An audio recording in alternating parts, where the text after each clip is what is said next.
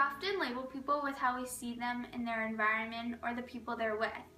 My friend Raul has been labeled 3 things: a troublemaker, a drug addict, and even a murderer. He was born in communist Cuba, and I've asked him to briefly talk about how different his culture is to the U.S. Well, I born in Cuba in March 3, 1958, and seeing the children in this country grow by the parents is very different than my country, because the people in my country, they very control, and some kids they get spoiled, some kids they get too overwhelmed and they react in a different way and they grow in a different life. Like an example, me, I did not listen to my parents because I don't like the way they was telling me to do the stuff. They used to send me to school and I used to take off somewhere else. And I come in here in 1980 from Cuba, and I see the difference between Hispanic culture or Cuban culture and American culture.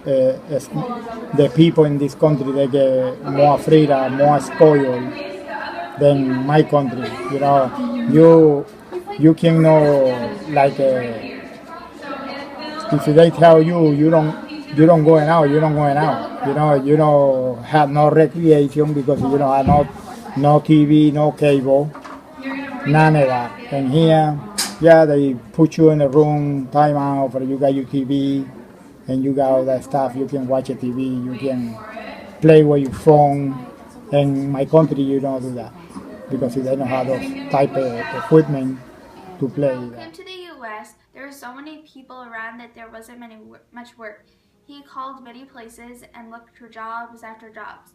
One night, he was out with a few friends and they went to a bar. After drinking and doing some acid, there was a fight. Unfortunately, one of the guys was killed.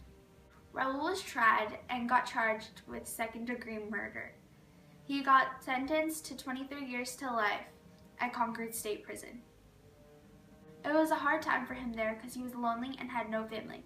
That wasn't until Lori found out about Raul at her church. She went to see him every week and always talked about God to him. I've asked Raul to explain to you who God is to him and how he found him.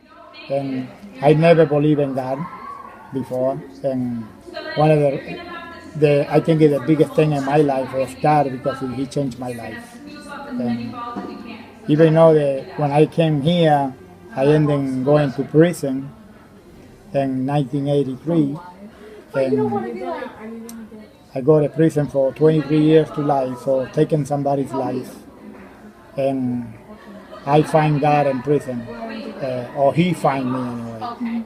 I look at that way. And then I give my life to God, and God start changing my life completely. I start saying, okay, God, I give everything to you. I surrender my life to you. And, he changed my life completely. I'm not even supposed to be outside, and I'm here, and I thank God for that. People always said he was like a pit bull dog because they're never wanted, because they've been given names like Difficult or even the Hulk. But when you truly care for them, they're loving dogs. I always bring him with people around. I want him to be friends with people. But sometimes when you isolate the dog is not the same. Because they see people for the first time, they get angry and they don't want people around. I love my dog. Favorite verses in the Bible are John 3:16 and 17. I've had him give you them in English and in Spanish, so enjoy. In 17, God loved the world so much that he gave his only son so that we have life, And John 3:17 it says that he not sent his son to condemn, to save the lost. What it was lost to be saved. Juan 3:16, que de tal manera amó Dios al mundo que dio a su único hijo para que todo el que dice también que Dios mandó a su Hijo no para que juzgara al mundo, sino para que salvara al mundo.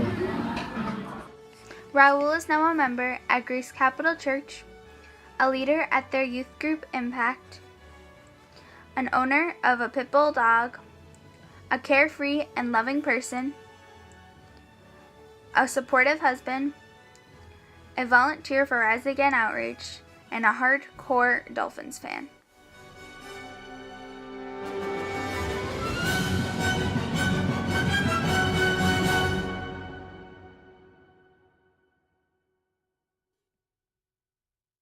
I hope this showed how truly different cultures can be and how even God can impact people's lives. I really wanted to bring the focus point of this to show you the Cuban culture versus the US culture and also how much God is an impact on other people's lives. Thank you so much for giving me this opportunity to do this project.